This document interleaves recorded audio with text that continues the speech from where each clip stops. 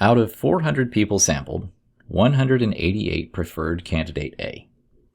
Based on this estimate, what proportion as a decimal of the voting population P prefers candidate A? Compute a 99% confidence level and give your answers to 3 decimal places. All right, so to come up with a confidence interval for a proportion, we take a point estimate P hat plus or minus some margin of error. Now, a shortcut, if you're using the calculator, is to use the function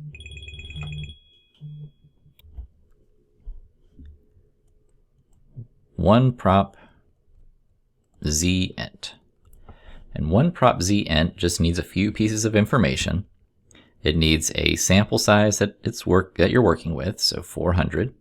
It needs to know number of items that favor your event, so that is 188 favoring candidate A. And it needs to know the level of confidence that you're interested in, so we want a 99% confidence interval. So let's see how that pans out in the calculator.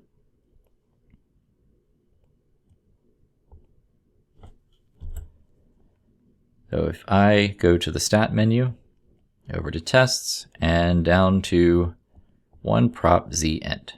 So that stands for one proportion, so single proportion. Z is for the normal distribution, and int is for interval, so confidence interval. So we have 188 folks that favor candidate A out of the sample. Of 400 total people, we want a 99% level of confidence. When we calculate, the confidence interval that we come up with is 0.406, and the lower end point of that confidence interval is 0.534. Using the calculator, that's all you have to do. Now, if you need to go through this by formulas, this is what you would have to do. So the formulas involved, we need to know the value of p hat, and that's simple enough to do. You just take x divided by n. So in this case, we would take 188 divided by 400, and that would give 0.47. Okay, next we need the margin of error. So the margin of error, the formula there is z sub c times the square root of p hat times q hat divided by n. Now, z sub c is its own formula. This is a critical value based off of a given level of confidence. So that formula is absolute value of the inverse norm of 1 minus the level of confidence divided by 2. And we'll use the calculator to come up with that. So 1 minus the level of confidence, and level of confidence here was 99%, so 0.99. Then we divide that by 2. So we're taking the inverse norm of 0.005. So I'm going to second distributions, inverse norm, 0.005.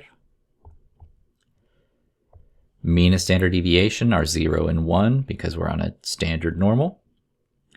And that comes out to, we're going to do an absolute value, so 2.576. And I'm just giving a few decimal places to make sure my answer is as accurate as it can be. Now I take that 2.576, multiply it by the square root of p hat, which was 0.47, times q hat, and q hat is always just 1 minus p hat, so 1 minus 0.47 would be 0.53. And then divide that by 400. And let's see what we get in the calculator here.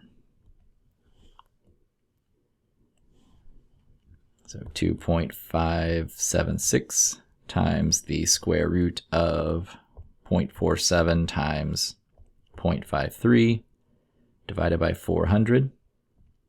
Oh. All right, 400. That's 0.064.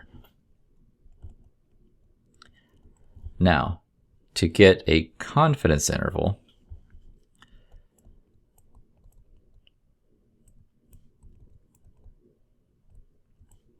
what we do is we take p hat plus or minus that margin of error. So if I take, let's see, get back into the calculator. If I take p hat, which is 0.47, minus that margin of error that I just found, which was 0.064, and 0.47 plus that margin of error, which was 0.064. There we go. All right, that's 0.406 and 0.534.